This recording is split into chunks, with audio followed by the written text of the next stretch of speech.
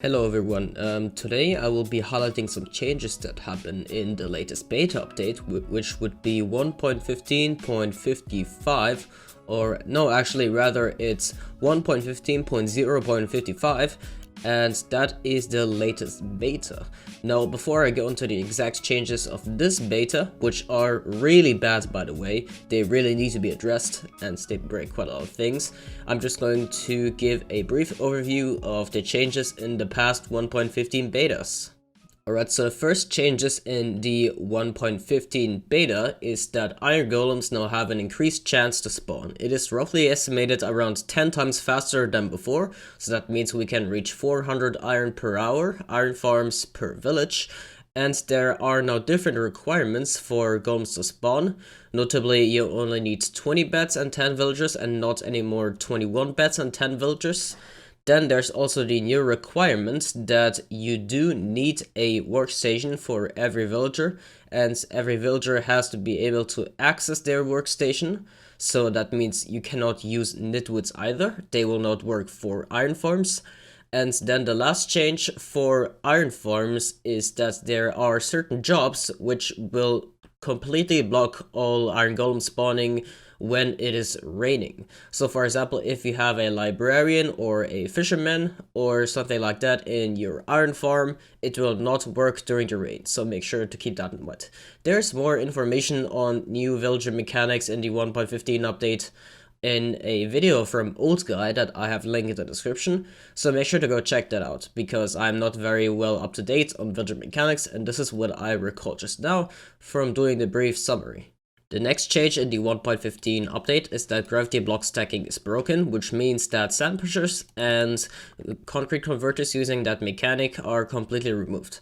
Now in the previous beta overview video, I did mention that I was going to do a post, a feedback post, in which I describe why it is not harmful to keep them and why they should definitely keep them, but it ended up being deleted. More on that later, but yeah, for now this mechanic is unfortunately not in place anymore. The piston face will not make sure that the sand or gravity blocks get stacked, so that is removed. Now the next major change in the 1.15 update is that when you place an observer, it does not pulse anymore. Now at a first glance this is a great change, because it can be quite annoying when they pulse and you start a contraption that you didn't want to start yet. However, it comes with the incredible downside that there's now a bug that observers don't pulse when moved, and that is obviously a critical bug. It breaks all flying machines, so yeah, flying machines will not work anymore, but that is confirmed to be a bug that is going to be fixed, and it seems to be very high priority, which is a good sign, but we never know if that will actually get properly fixed soon enough, but it will definitely get fixed by the looks of it. The next change is that leaves will block all tree generation. So previously you only needed to remove the logs, but as you can see, the leaves now will block all tree generation. Once you completely remove all the leaves in the checking area of a tree, mostly it's going to be 5 times 5, but it varies depending on tree. As you can see, the tree will grow again, but just removing the log is not enough, and that breaks literally all tree farms, because I'm not really aware of a tree farm that completely removes all leaves, although oak only tree farms will not be affected that much, because oak trees don't really check for blocks in the proximity anyway for blocking growth. It does get slowed down when there are more blocks in the proximity, but it will still grow their blocks, so they should be affected too, I suppose, but not as much as regular conventional tree farms, which are, I'd rather say, completely busted, which really sucks. Now the next change is that withers are not able to break obsidian anymore when they are summoned. Now initially this may seem like a cool thing, because, well, I don't know, it's just more practical to not have it break, so that you can safely shield yourself behind obsidian or something like that. However, there is some issues that come with it, notably that actually obsidian is not able to be broken at all, although it should be able to be broken with blue skulls. That is also something that is slightly changed in this 1.15.0.55 beta, which I'm going to highlight. Please do not destroy everything. But yeah, this was until this beta where, well, obsidian does not get blown up during the spawn animation, or rather at all. Now, of course, there are many other small feature changes, but I'm not highlighting those because those are technical update overviews, so I only highlight the technical, updates, or rather changes that have been made in this update, because if you want to see the superficial changes, you can go check out other channels of that. Everyone does that, but not me. I'm going to show you the technically important changes. And that means, of course, that there is the changelog in the description, and there you will be able to find the normal changelog with all the normal changes. But of course, I'm highlighting mainly the technical features over here.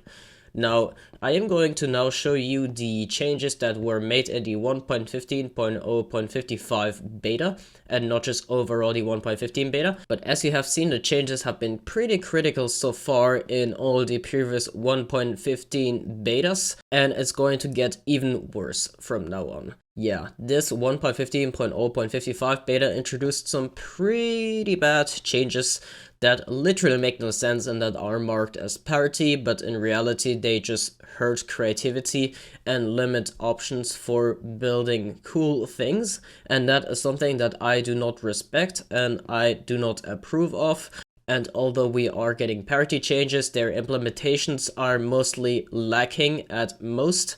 And yeah, I am not really happy with the state of the betas at all. And although I can see that they are trying to make improvements, it's not working out and they need to switch up their attitude. Alright, the first quote-unquote parity change in the 1.15.0.55 beta is that moving waterlogged blocks makes them lose their waterlogged state. So as you can see, the water is completely gone. And you know what uses a lot of water as moving? You guessed it, Zerotick Sugarcane farms. And guess what? They are completely broken. And yes, this also affects piston pushing into water spaces. It completely gets deleted. So remember in the 1.13 update when, well, normal conventional Zerotick Sugarcane farms were broken that push directly into water with the pistons? Yep, that is once again a problem. And not only that, but all water-based Zerotick Sugarcane farms are broken. So you have probably seen this before. This is my method of the fastest possible Zerotick Sugarcane growth in Bedrock Edition. And what this is pushing back these strips of waterlogged slabs with a 1 redstone tick delay between both. And what that normally should do is make it grow very fast, but since these moving slabs are going to lose their waterlogged state, it's just going to break and completely pop off and all that. So that means this thing right here is broken. This thing right here is broken as well. All broken, as you can see. If you have used my single plant Zerotick Sugarcane farm, that is broken as well. And yeah, that sucks a lot. It hinders a lot of creativity in building farms. Well, of course, I do respect the fact that Zerotick farms are sort of a bug in the first place, but still, it's not just for Zerotick Sugarcane farms. This change that moving blocks lose their waterlogged state is also a very bad design choice for a lot of underwater contraptions. Then there's also ice pathway makers, which also undoubtedly lose functionality with this, and many more things that I'm not going to list because I can't really bother. However, don't worry too much, because the sand-based Zerotick method that works for all 4 of those plants still works on sugarcane. So you can see I can toggle it, and through the falling sand, it will still make the sugarcane grow fast.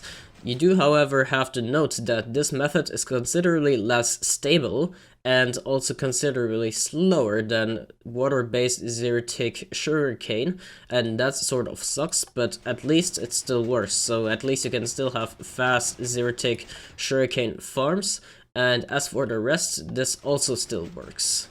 Yes, you can see the cactus still grows and pops off, and so does the bamboo. And the kelp also does that. However, the kelp has received some sort of little change because, well, first of all, the piston does delete the water, but that does not seem to prevent the kelp from growing, luckily. But yeah, there's also a new change highlighted in the changelog, and that is that pistons somehow seem to differently break kelp, as in more reliably or something. I am not seeing many differences, but I suppose that can be a good thing, although that will have to wait for further testing. This beta just came out, and yeah, I'm documenting the worst changes right now. Just to show it again, the sand-based Zerotick farms still work, so as you can see, this one sort of does not work because for some reason there is an odd, or rather a weird delay between these pistons and the water flowing back. I will have to put out a fix video for that, because previously this already had issues due to the 1.14 kelp issues, but now it does not seem to grow at all, and this is very weird, and yeah. But anyways, as you can see, this also works. And since the water-based Zerotick Sugarcane farms are broken, I will also have to put out a sand-based Zerotick Sugarcane farm. Although you can, for the most part, just replace the bamboo over here with sugarcane if you remove those two buttons, because there will be water adjacent to the sand. And I suppose that will work, but I will still put out a separate tutorial for that. And for those of you that are panicked, yes, Shrine Killers still work just fine, luckily. And translocation is still broken. So yeah, still broken, unfortunately. Now the next change I'm going to show you is that withers, although they are supposed to be able to break obsidian again, because, well, blue wither skulls are supposed to be able to break obsidian, and so is their passive aggro, they are not able to break obsidian again. So if I toggle this for a second, and because observers with pulse when moved, this clock is also somewhat broken. As you can see, the withers will be aggroed, and what should happen is that the withers should break the obsidian, but they are quite obviously not. And by the way, this obsidian farm is from Ken, it can be found on the TechRock Discord. But as you are able to see, it does not break the obsidian like it should, despite that mentioned change in the 1.15.0.55 beta, that they should be able to break obsidian as normal again.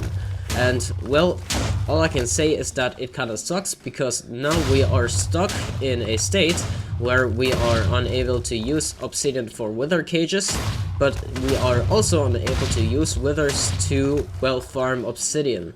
So it's basically not a win-win, but quite literally the opposite of a win-win. It's a loss-loss for us.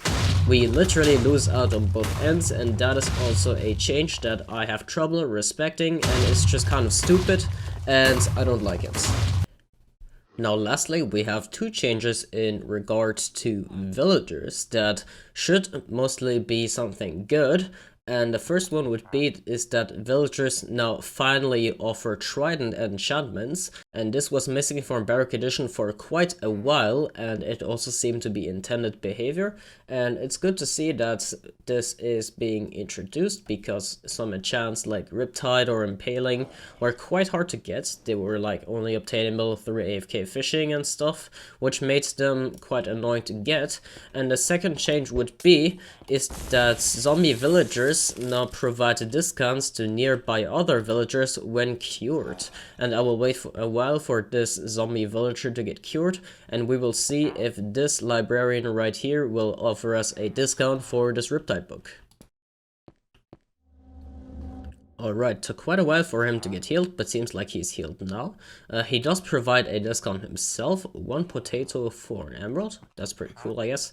And oh yeah, these discounts are quite heavier. Usually you need to do more, well, conversions for it to reach the absolute minimum of 1, but it seems like that was pretty, straightforward, I suppose. Now this does seem good at first, but like with all villager mechanic changes, it's very likely that they broke something crucial along with this change. And just like one of the developers announced, this is still not in its final form, so this will probably receive some tweaking, which will probably break even further villager mechanics. And as always, Old Guy is probably going to make research regarding this. I'm not going to promise anything on behalf of other people, but Old Guy does very reliable testing and his results are almost always accurate. So if you are interested in seeing what the changes in regards to this are, make sure to subscribe to Old Guy's channel and keep an eye out for new uploads on his channel, because he will probably be documenting the new changes that have occurred in this new 0.0.55 beta.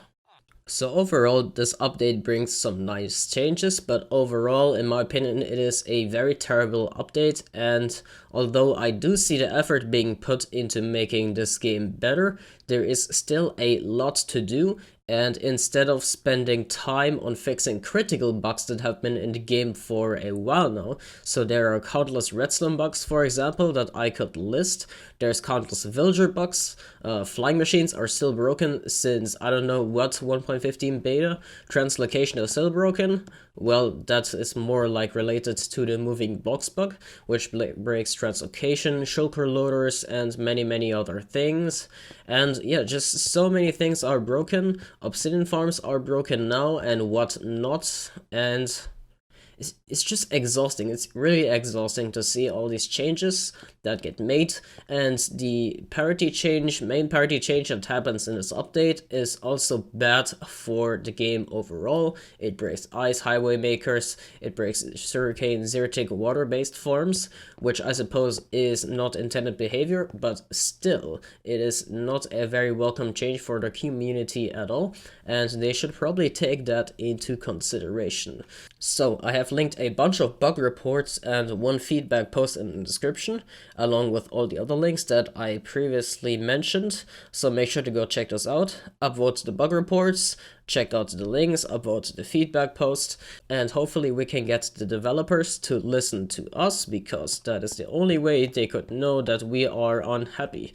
And I suppose through Twitter too, because apparently their feedback site is complete and utter trash. They randomly delete posts and all that. So yeah, I would rather start reaching out to them on Twitter perhaps. And make sure to always be polite and never be rude, because if you are rude, the things won't get changed at all. But yeah, we definitely need to do something, because this is starting to get unplayable. The next thing we know, they're probably going to remove movable tile entities and other critical things that would break the entire game.